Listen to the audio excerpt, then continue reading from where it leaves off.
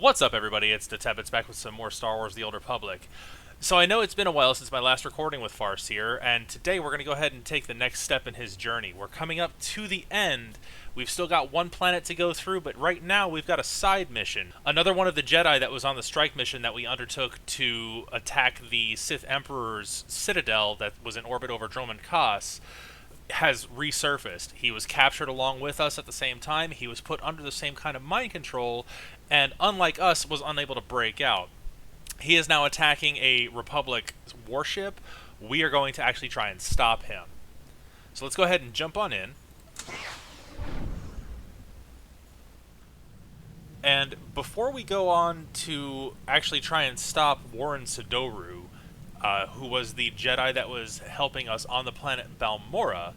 I know last time I kept saying Belsavis. That's my mistake. It was actually the planet Balmorra that Jedi Sedoru was helping us with. We've got a couple of conversations with some more of my crew members. So since we're here on the bridge with Kira, let's see what she has to say. Keep wondering what it'll take to put the Sith Empire down for good. Kill the Emperor, destroy Korriban. Genocide is a poor method of securing peace. Beginning to agree with you there. No victory over the Sith ever lasts. We wipe them out, they turn up again. Doesn't feel like we're winning. The cycle of war has to end. Maybe you'll discover how to break it. Solve a millennia-old problem by myself? No pressure there. Guess there is one thing we can count on. No matter how many times they come back, the Sith always go down in flames.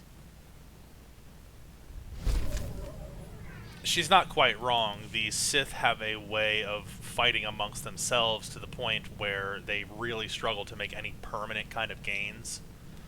That's why Darth Bane eventually came up with the rule of two.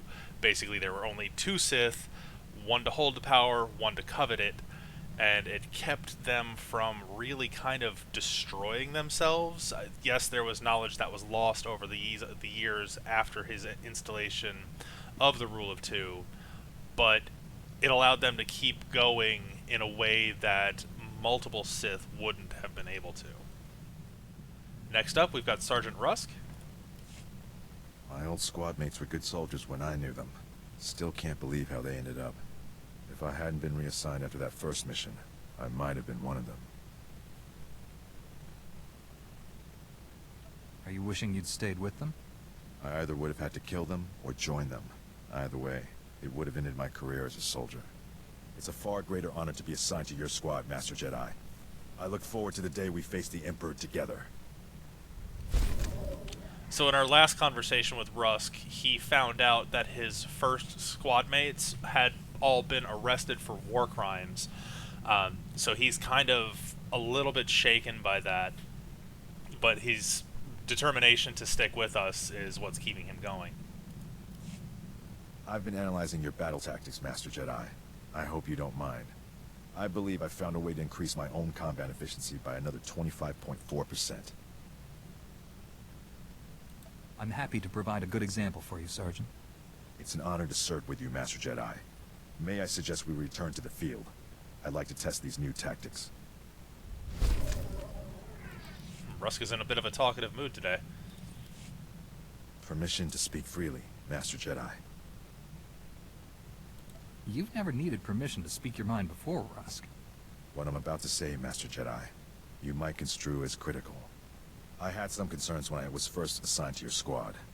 The Jedi are known for their discipline and selflessness, and for their pacifist philosophies. I'm pleased to say my concerns were unfounded. I do what I must to fulfill my duties as a Jedi. I only wish everyone shared your outlook on things. I came from a pacifist colony, Master Jedi. We were bullied, remorselessly, by pirates, corporations, Hutts, even governments. I joined the military as soon as I could. Peace only comes to those willing to fight for it. I'm sure your family is glad you're defending them, even if you disagree with their ideals. 10 years ago, the colony was attacked by the Sith. My family was killed. They never fought back. The Sith crushed them, the way you might step on a bug. They died for their principles. That's as honorable a death as one can achieve. Not everyone has such courage. Courage? Honor? Perhaps. At any rate, we should move on. Thank you for hearing me out.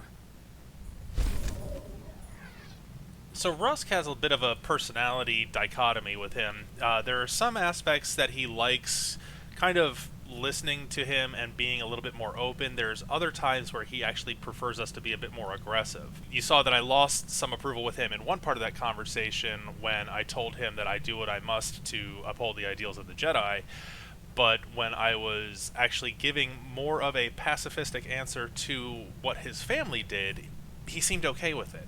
He's a bit hard for me to get a read on because there's a lot of times when I have him as a companion that he approves of the fights we get into, but he doesn't approve of my thinking coming up to those fights.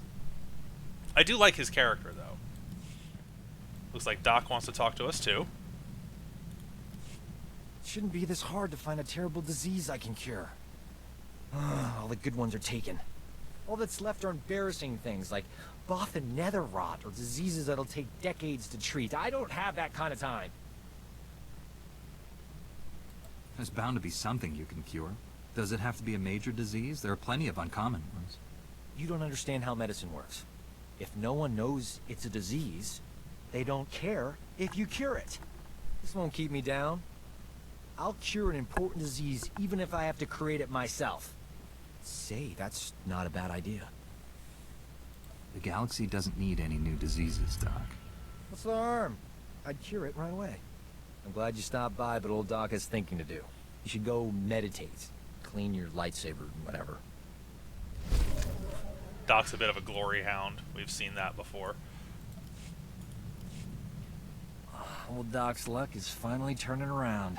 Got a holocall from this ravishing Ratataki I knew on Hutta. Big opportunity to cure something important. Is this woman another broken-hearted lover you jilted along the way? She wishes.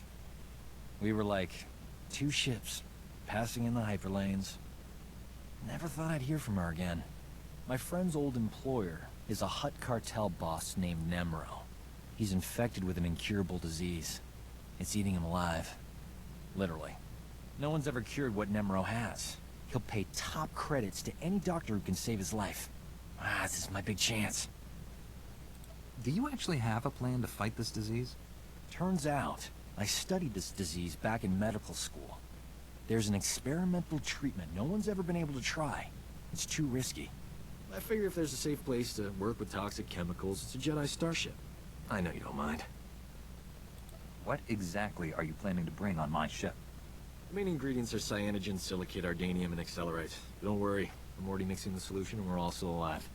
Now, give old Doc room to work. I got a date with medical history.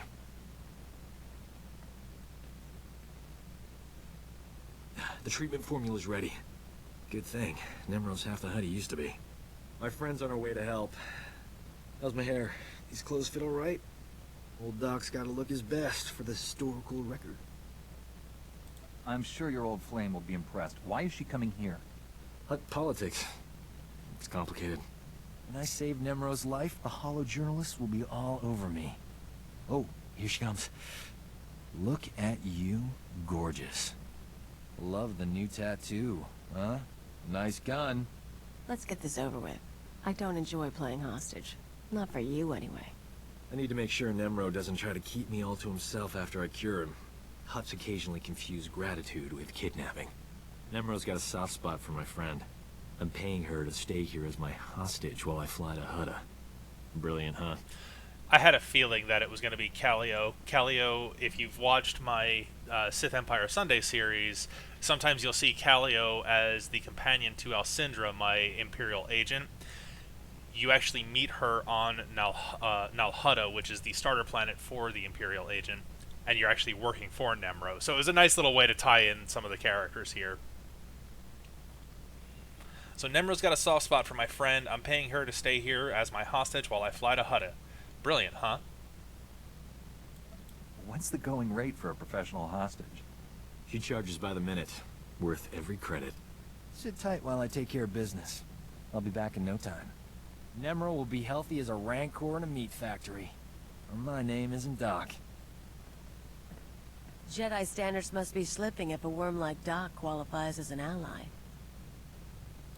that any way to talk about an old friend? Especially one who clearly adores you? I'm usually worshipped by men beneath me. Anyway, that's enough polite chit-chat. Is there anything interesting to eat on this rust bucket? I'm famished. I did it! Nemro's gonna live. The disease is cured. He's already regenerated lost tissue and organs. Wonderful news. I can leave. It's been amusing. You're not gonna stay and help us celebrate? Ha! No. You did a great thing today. You cured an incurable disease. Saved a life. Even better, I saved someone famous. That's the kind of story the Journal of Xenomedicine loves. Couldn't have done it without you. I'm putting your name in the special thanks section of my article. At the top, even. Oh, gee, thanks, Doc.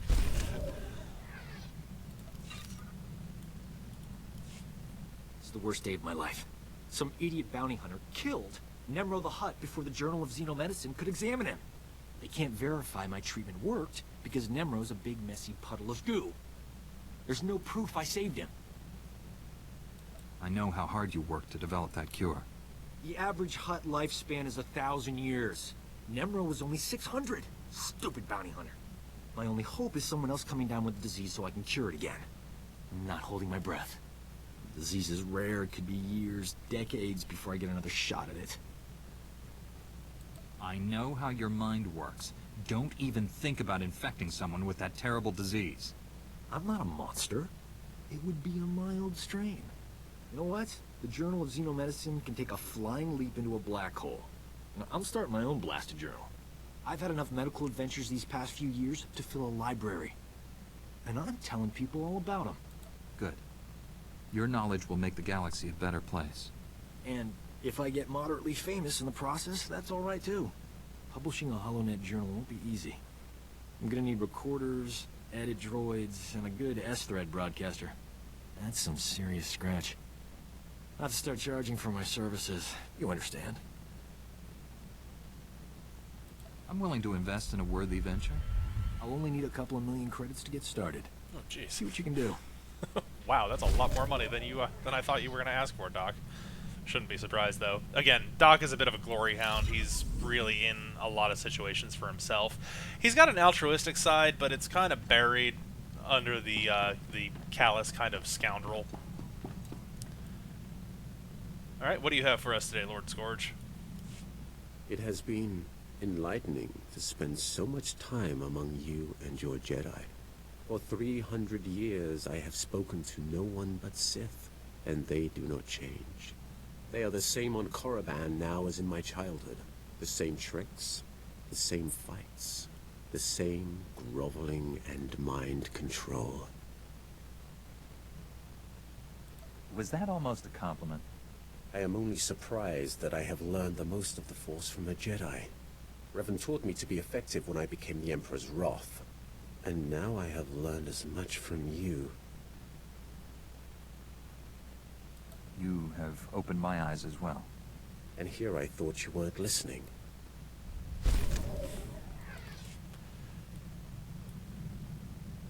I gotta be careful with talking to Lord Scourge. I'm sure there's gonna be some options that he gives me that, while sounding reasonable, are clearly of the dark side. I have sought the Emperor's death for so long, yet I cannot picture the galaxy without him. When I was born, the Emperor was the Empire. Everything existed to feed his whims. He was so far above us, no one, Sith or slave, would have dared even form an opinion about him. You served him personally. What is he like? When I began serving him, I thought it was far simpler than that. The Emperor was just a man, isolated by unimaginable power and the inability to trust the scheming sycophants who served him. I was wrong. He is a disease that must be stopped before it ravages us. I will stop him. Then heed me.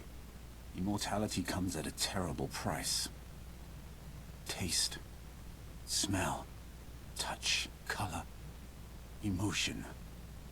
The Emperor and I experience none of these things. We are no longer mortal. When you face the Emperor, do not forget that. So Lord Scourge was made immortal by the Emperor at the end of the Revan book. A little bit of a spoiler there. The book's been out for quite a long time. He described it as being burned from the inside out. What he's talking about here is basically the Emperor burned what it meant to be mortal out of his body, thus making him immortal and, you know, turning him into basically an extension of the Emperor's will. Scourge still had his own free will, which is why he's actually able to work with us, and he was working with Revan and the Jedi Exile to try and bring down the Emperor. When he realized that the three of them were not powerful enough to do it, he had a vision of working with a Jedi. You can't see me doing the air quotes, but a Jedi, which basically means Farsear, or the Jedi Knight character here in Star Wars The Old Republic, to finally bring down the Sith Emperor. And I think we got one last conversation with T7 down here. You have something for me?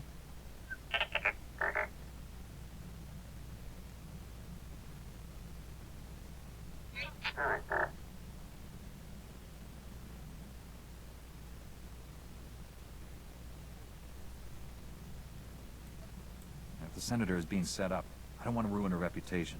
This needs to be handled discreetly.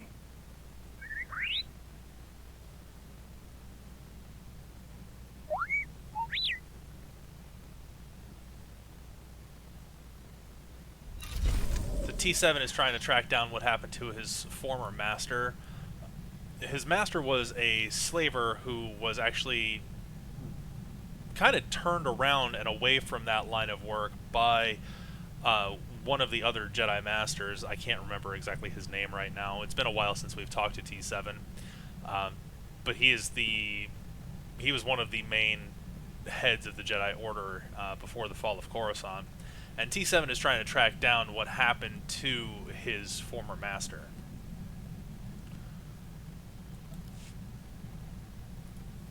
You wanted to talk to me, T7?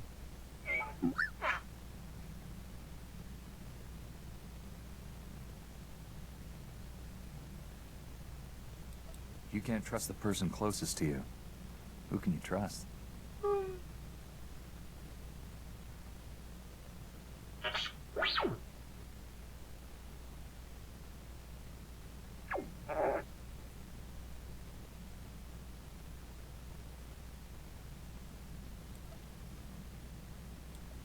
I appreciate the compliments, but I'm not perfect.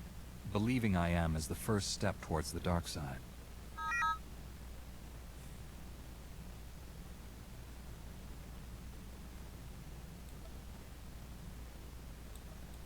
not a droid, T7. I'm going to grow old and become one with the Force. Then you'll have to find someone else.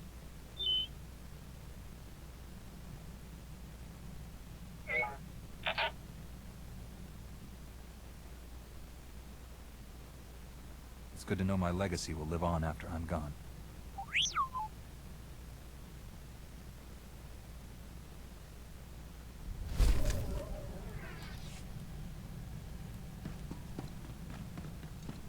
Alright, so that's talking to everybody. Now it is time to head on to the Valiant, which is the Republic frigate, I believe, that's under attack by Warren Sedoru.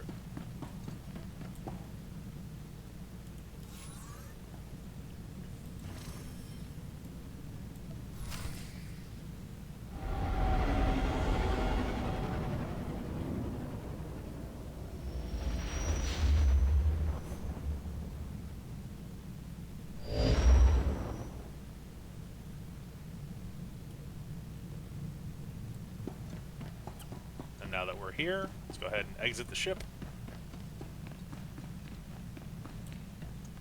Before I do that, though, I see that my experience boost is about to expire. So let's go ahead and just activate another one. I've got quite a few of them.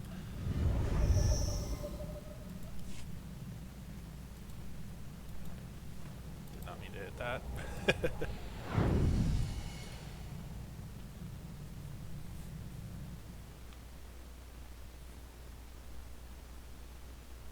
My recover health ability and my self buff are very similar looking, so I quite often hit the wrong one. But here we are on the Valiant. Doc is still our companion. I like having a ranged combat companion because when you have another one of the close combatants like Kira or Scourge, they can sometimes get right on top of you in combat, and it looks kind of funny.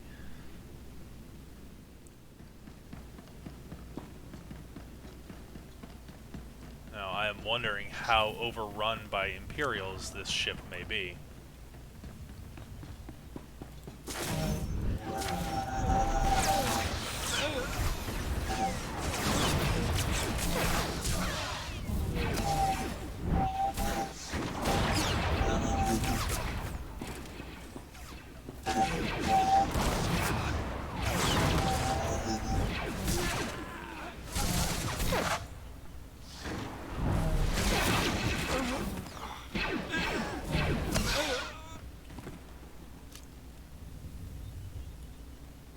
Alright, so we've got some Imperial boarders that have come on with Warren Sedoru.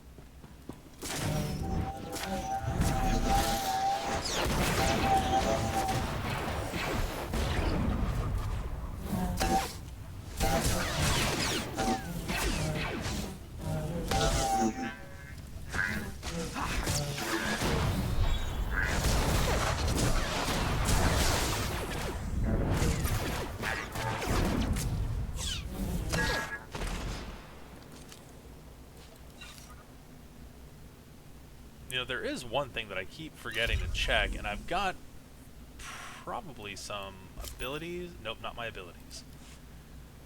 It is my combat proficiency. Okay, I thought I might have had some points here, but I don't. I guess I've been keeping up with the combat proficiency pretty well with Farsear. I think I'm confusing him with Alcindra. I know I have not updated hers.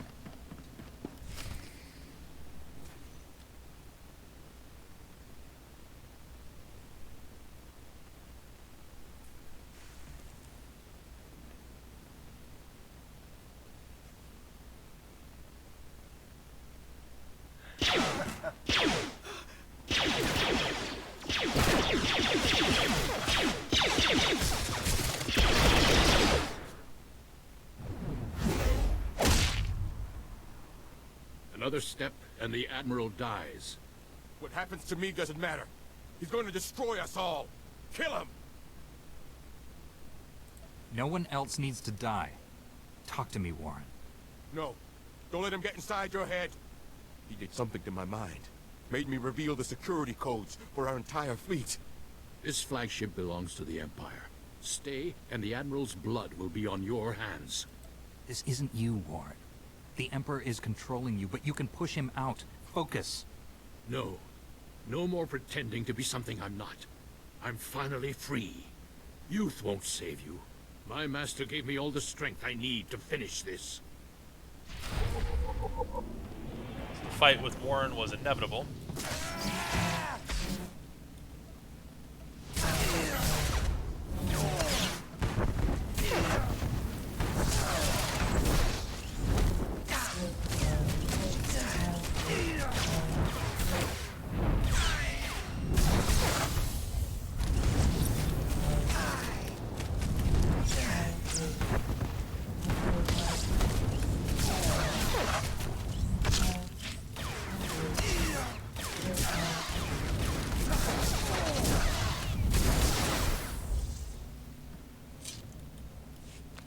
Insist on being a slave. With your power, you could be anything. You could rule worlds, crush all enemies, have any woman you want. All I'd have to do is become the Emperor's puppet. Like you. You don't understand. The dark side will set you free. I've tasted real power. I'll never return to the Jedi. This war is nearly over. Master Braga will lead the Empire to victory on Corellia. Billions will die. The Emperor doesn't care about the war. He wants to destroy the galaxy, and you with it. I wonder if Braga knows that. Doesn't matter. Let it all burn. This man tricked me into revealing our fleet security codes. The Empire will annihilate us if that information gets out. He needs to die. That other Jedi snapped out of it, eventually. Maybe he will too. We can't risk him escaping and telling the enemy what he knows. There's only one way to be sure that doesn't happen. Nope, we're taking Warren alive. We will not kill a defenseless man. He was our ally once. I hope he will be again. Lock him up until other Jedi come to claim him. Understood, Admiral? Weak as ever. This is why the Republic always fails. I'll keep this traitor aboard on my terms. The ship's medtechs will sedate him until your people arrive. If this information about Corellia is true, our forces are in danger. We'd better mobilize everything we have. I'll alert High Command. You inform your council.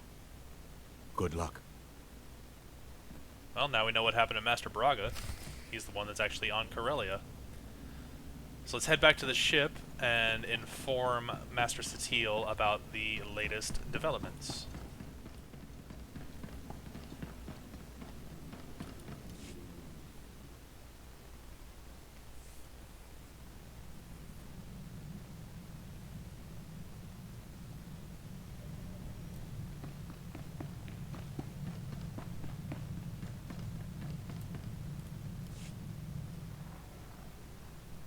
Admiral Dabrin and his flagship are safe, Master. We also captured Warren alive, but you'll find he's changed. We were able to help Liha Nerez. We'll find a way to help Warren. Warren revealed Master Braga is on Corellia. He's the Emperor's secret weapon in the war there. The Republic is sending everything it has to liberate Corellia. If Master Braga is aiding the enemy... The Emperor has no interest in keeping Corellia. He desires the deaths of billions to fuel his ritual. Find Master Braga and stop this madness. Set course for Corellia immediately.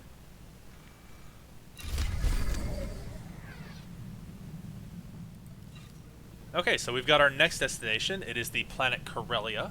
Corellia is, even in this time, known as a major ship manufacturer. The Corellian Engineering Corporation was active in the galaxy at this time. So next time we'll actually be heading to the planet itself. Corellia is an interesting looking world. I actually like the representation of it in the game here. I believe we spend most of our time in Coronet City, which is the capital of the planet. But this is where I'm going to leave it today. We have stopped Warren from escaping with the security codes he was able to trick the Admiral into giving him. Hopefully the Jedi Council will be able to help him, turn him back to the light side. If not, we may just actually have to keep him prisoner.